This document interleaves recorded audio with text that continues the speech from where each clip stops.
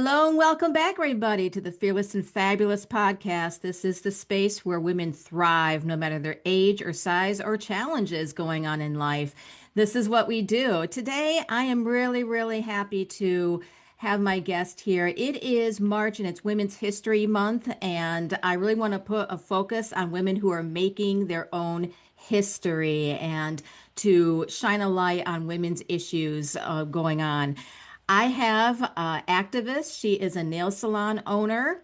Her name is Augusta Renee, and I'm just so pleased to talk to you. Thank you so much for joining us, Augusta Renee. Yeah, thank you for having me. Well, it is the pleasure is all mine, seriously. She and I know each other through her business, and I just really have loved your vibe. I really love how empowering you are with your content and just supporting women and also marginalized communities. So, before we get rolling, do you still want to do a little introduction of yourself and what makes you you? Yeah, thank you, Melanie. So I am a local business owner. I have a local nail salon. We're a very progressive, forward-thinking nail salon. We're pretty proud of our business's moral compass. I've also been an activist for about 10 years, and through the business, we do a lot of community charity work, like donating to Five Loaves Pantries and the Alzheimer's Association. So Um, with that being said, I'm just a regular everyday girl, just like you guys, and I'm so excited that it's Women's History Month. So Yeah. Well, I'm, like I said, I'm excited to have you too. And even though my channel, I tend to spotlight more pageant women, I'm also an advocate for women led businesses, women who are entrepreneurs, and they are giving space to women to grow in various industries. So I wanted to just start things off here. What is something that you've noticed about being a small business owner that has been a little more challenging in these times? Mm. That's a good one. As you know, we're in Virginia, so we have the highest concentration of military in the world. And a lot of things affect small businesses in Virginia, not just the beauty industry, although the beauty industry is considered a luxury service. So usually when things take a downturn, we are the first to go out of people's budget. Hmm. Um, but being in Virginia, having the highest concentration of military in the world, being so close to DC and having so many people have government contracts and every single time there's a government shutdown with the Doge firings, every time there's an economic downturn, small businesses really, really are the first to take a hit. And we take a hard hit in Virginia. Yeah. So I think that one thing that I really want people to know, first of all, is that every small business thanks you for always fitting us in your budget. But also how important it is to continue to shop local. To shop local, it's more important now than ever, because you want the dollars to continue circulating in your local economy. Absolutely. And I know the phrase shop local gets thrown around a lot, especially during holiday times, Yeah. but I don't know if this is true for you. Uh, I feel like that message tends to get lost once the holidays are over, that everybody just kind of tends to go back to their usual buying from Amazon, buying from the big box businesses. Is that something you've noticed as well? Yeah, and I know that it's easier to do that, right? Hmm. We're a fickle society and we really value convenience and we really value our time, especially during the holidays when things are so hectic. So I know it's easy. It's easy to go on it. I mean, I have my card attached to Amazon. You just click and it shows up. Sometimes it shows up the same day. It's easy to go to Walmart and just order everything you need and it shows up the same day. But there's so much value in shopping at local businesses, shopping local, shopping small. When you shop at Amazon and when you shop at Walmart and when you shop at Target, which I no longer do for personal reasons, but when you shop at those places, um, whether you shop there or not, the cashier is still going to make their hourly wage. Whether you shop there or Yeah. not, the stockers are still going to make their. But when you shop local, you could really be making the difference between somebody making rent that month and not making rent that month, somebody feeding their children or not feeding their children that month, especially during the holidays when everybody's budget is tight. If you have the extra time to get up and go to a local business instead of sitting on your couch and ordering from Amazon, I say do it because you could single-handedly be the difference in somebody's lights being shut off or not. Oh, Absolutely. I think about how I have seen small businesses shutting down constantly. And then I will see I've been here comments forever. with, when if they say on Facebook, for example, like, after X many years, we are closing our Yeah. doors. And then suddenly people start commenting, oh, we love that place. Oh, I'm so sorry to hear that. And I just think, well, why weren't you sharing about this wonderful place? Or shopping. Yeah. It's so funny that you mentioned that. I actually have a group on Facebook. I'm gonna do a shameless plug really quick. It's called the Community Cash Mob. And it's just a group of people. I think we have 200 members maybe, who every single month we pick a different small business and we don't Mm. tell the business. It's a complete secret, it's a complete surprise, and we literally mob them with our money. So we go around all the Hampton Roads areas. We've done Newport News, we've done Suffolk, we've done Norfolk so far. We go around to the different businesses in Hampton Roads and we surprise them on one random day that month. And we get gather as many people as we can and we walk through the doors and we try to clear their shelves. And if anybody's interested, it's Community Cash Mop on Facebook. Please join us. It's so much fun and it really does make a huge difference. We try to give the business owners the best day they've ever had. That's amazing. Yeah. That's such a fabulous idea, and it's so doable in any community too. It doesn't really take any large organization. It's just simply getting together and say, "Hey, let's go check out this boutique, or let's go check out this craft shop or whatever it is." If 40 people can spare $20, think about the difference that that would make in a small business, especially on a month like January, February, March, when there are no big shopping holidays around the corner, you know? Yeah. That's fabulous. I love that. And, when you introduced yourself, you mentioned that you're the owner of a progressive leaning salon. And what positives and negatives have you found being vocal about where you stand on current issues? Hmm. I try not to focus on the negatives. I think the only negative that I can really highlight with that is sometimes you attract the wrong crowds when you're Mm, very vocal about your business's moral compass. But I think it's important for everybody to have one. Every small business, especially in today's state of affairs, you have to be vocal about where you stand because silence is complacency. And we're very vocal about not only what's going on, but what some people might consider very controversial things. Like we believe in and women's right to health care. We believe that Black Lives Matter. We believe that science is real. Like we have these crazy views. We have the love is love. You know, we have these yeah. views that not everybody believes in. So I think the only negative downside to being pretty vocal about that is attracting the wrong crowd. But the positive is highlighting like how being a Black and Hispanic woman who has faced prejudice in the beauty industry and when I was in engineering, um, highlighting how profound solidarity can really close like the intersectionality of things. Like how we can show up for our community and people know that it's a safe space. People walk through our doors and know that it's going to be a safe space for them to sit and be pampered for a few hours. And they know that the person who's holding their hand and doing their hair and doing their lashes, we don't do hair, but you know, when you go to a business that you know has the same moral compass as you, that the energy is not going to transfer, any unwanted energy is going to transfer that you don't want. So that's Well, the yeah. positives.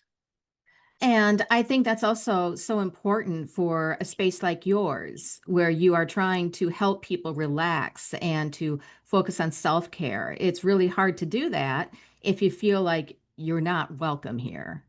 Yeah, and we've gotten a little bit of blowback. We've gotten that you shouldn't bring politics into a business and that you shouldn't make some people feel unwelcomed. But I think that if we're saying things like love is love and people feel Mhm. unwelcome by that, then we're not exactly the space for you anyway. Exactly. And, I will definitely attest to the fact that when I have been looking for, like, I'm a military spouse, so I'm constantly moving about, right? So when I'm, trying to find my new salon where I'm going to go, like the vibe makes such a big difference to me. And as someone who, I mean, I think it's kind of obvious I'm more progressive leaning. I mean, look at my hair, right? But that doesn't mean that I wish any ill will towards a space that is a little more conservative. That's their Right, thing. But right, there is a difference when I walk into a more, I'd say, a more traditional type of space, how I am perceived versus a space that is more like yours, that is a little more accepting of people. And I think that's something I think so many businesses can maybe harness is people don't, there's people who say, well, you shouldn't bring politics into business. Well, a woman owning a business is political. political. It is. It is. A Black and brown woman Hmm. owning a business is political. And I think another good thing about being so vocal about my views and so vocal about my politics, first of all, is that it also creates a safe space for my texts too. Hmm. They know that the people that are going to walk through the door are not going to be people who mean them any harm, because by walking through the door, they've already accepted that this is, the place that they're meant to be. But another good thing is that what I can do, being so vocal and people knowing, is that I can implement like specific initiatives in the community to uplift marginalized voices. Like we can hold community fairs, we can hold know your rights classes, we can do art shows, and because people know that we're the place to go for those types of things. So Yeah. for the little bit of blowback that we get, it doesn't hinder our voice or our message in any way. And, and the truth is people who are giving the blowback, they're the ones that they don't quite understand what's really at stake. I agree. It's if we are trying to protect small business, if we are trying to protect jobs, giving people blowback for just having a different view, that's not doing that.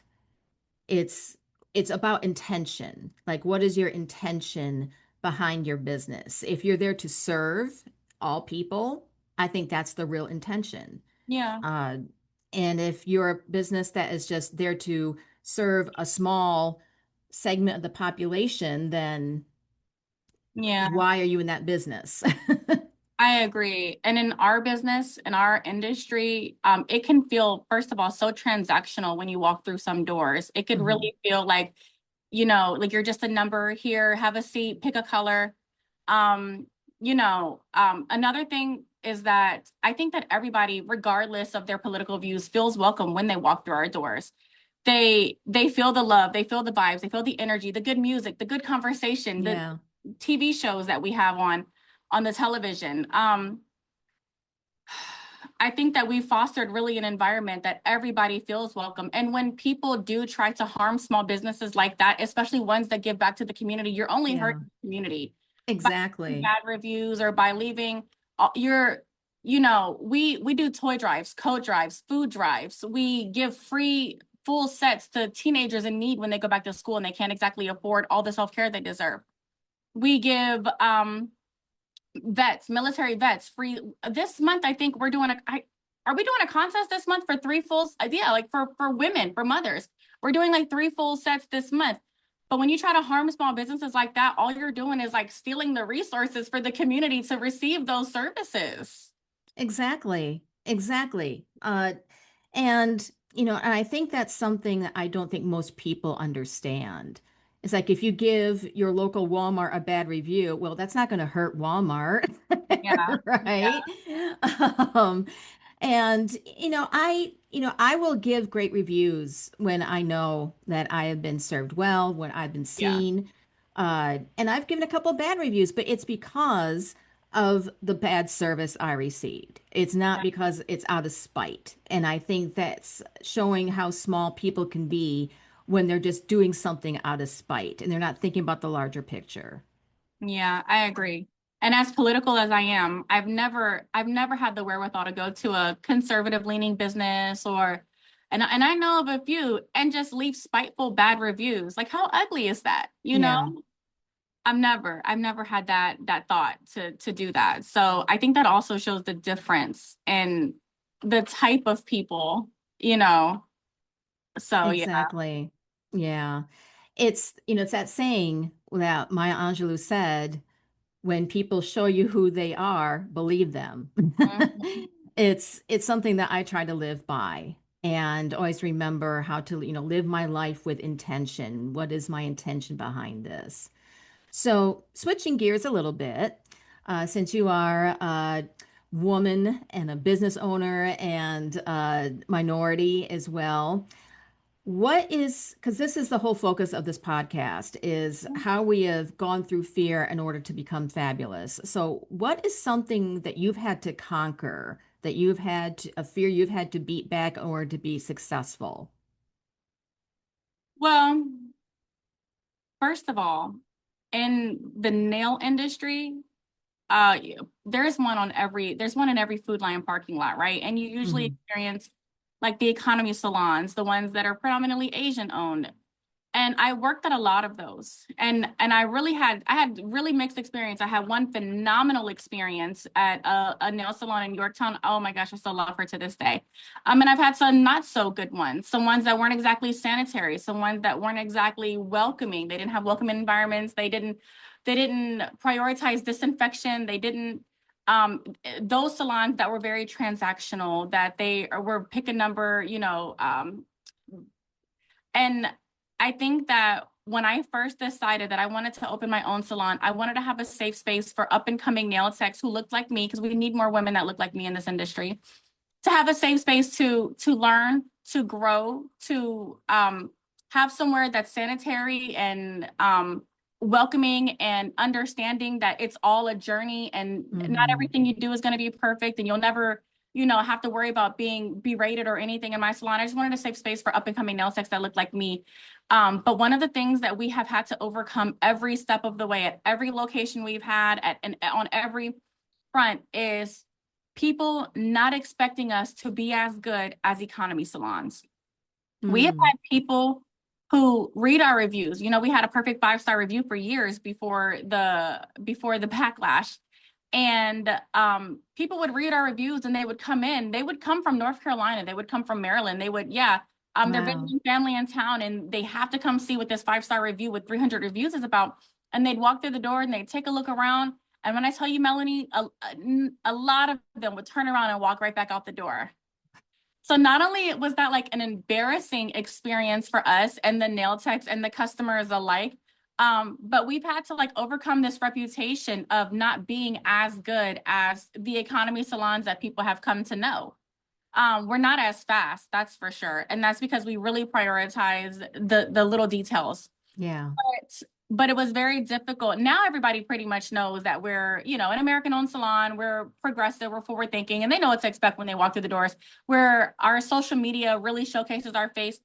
But it took a long time to decide to do that because we didn't want people to judge us adversely because we weren't like a typical nail salon. So we actually didn't post a lot of reels of our faces and funny reels. But then we realized after so many people immediately judged us based off of what we looked like and did not trust us, did not trust our expertise or our Hmm. education or our how important it was to show the world who we are and what we look like and how fun we are. And that's one way we overcame it, was by putting ourselves on the internet, posting our faces, posting funny reels, posting educational reels, posting tutorials. So not only did people know exactly what to expect when they walked through the doors, but we were already like a trusted household name before they even came. And I think that's also a very important point that you put out, is that just putting yourself out there is a huge hurdle to go through, to that take that what if, and what if, if people are going to judge us for this and they're not going to like if we do this. It is such a courageous thing for anyone just to be authentically them and Yeah. to not, get that what if in the way. And it was so nerve-wracking at first. We felt silly. We started doing like the dance videos and the funny voiceovers and we were doing these with people in the salon, with customers, And at first, like we had to make sure every single video was perfect. We did 72 takes every single time, and we felt so nervous and so silly and we posted those first couple of videos, and I think our like third video got 15,000 views, and we were like, oh, that easy? Let's do it again. And so we really leaned into it, and we now we have such a good time doing it. But it was nerve-wracking at first. And then also you want people to take you seriously as a salon. Yeah. So we weren't sure how the silly videos would go over, but people love it and we love doing them. So, And I think the thing is that the right people will find you. and you're right. And another thing that I always say to all of my other like beauty salon people, not just beauty salon professionals, but people who own restaurants, people who not every customer is going to be your client either. Yeah. Not everybody that walks the door is going to be there permanently. You'll know the people that sit in front of you and they love you for exactly who you are. Those are going to be your clients, but not every customer that walks in is going to be your client, and not all money is good money. Sometimes it's okay to let clients go too. So Yeah. Yeah. I think that's probably a big lesson to learn yeah. is you don't always want, the kind of money that's being offered because there's always going to be some type of string attached. Exactly. And when we first start out, everybody in this industry, when we first start out and we're building our clientele and we're figuring it out and we're practicing and building our portfolio, we'll take anybody that walks through the door. And sometimes those are the biggest headaches that you'll have. So it's Yeah. a long time to like really like curate your clientele and to really figure out who you are as a business owner and who you want to attract. So I just want everybody to remember that not all money is good money, and not every customer that walks through the door is going to be your client. And that's okay. Period. Period. Well, on the other side, I always like to ask my guests, what is something that makes you feel fabulous? What is something that makes me feel fabulous? It's so hard to feel fabulous these days. Uh, But you got to look for those small things, something that gives you some joy. this is so silly. Something that makes me feel fabulous is a red manicure. And I'm not just saying that Mm. because I'm like a nail salon owner. It's something about the color red. Oh, when I see women walking down the street with a red manicure, I just know that's a powerful CEO. She commands the boardroom, okay? A red manicure. My hair could be messy. I could have no lashes on, no lip gloss, but a red manicure makes me feel fabulous. And one other thing that makes me feel fabulous is when people love me in my love language. Oh, yeah. When somebody takes the time to learn, and this is friends, my coworkers, my spouse, when somebody takes the time to learn me Hmm. and makes it a priority to love me in the way that I feel loved, who doesn't feel fabulous with that? Exactly. Yeah, just someone who just loves you for you and Yeah. just wants you to shine and to, be the most wonderful version of yourself and supports that. Yeah. Yeah. Well, that's beautiful. Well, you are such a delight. I'm so glad that you were willing to be a guest here. And I admire everything that you do as, a business owner, as a woman. And I'm just so thankful that I stumbled across your salon and and I wish you just all the best. And thanks again for being on this podcast. No, Melody, thank you so much for inviting me. I knew it was going to be fun. I love when we hang out in person, so I knew this was going to be a good time. Thank you for thinking of me, and thank you for having me. I can't wait till we do this again next season. Oh, me too. Absolutely. And thank you all for joining us here at the Fearless and Fabulous podcast. Remember, it is the space where we thrive no matter our age or size or any challenge we're going through. Please like, share, subscribe to this channel. It really helps with the visibility. And we'll see you again soon. Take care. Bye.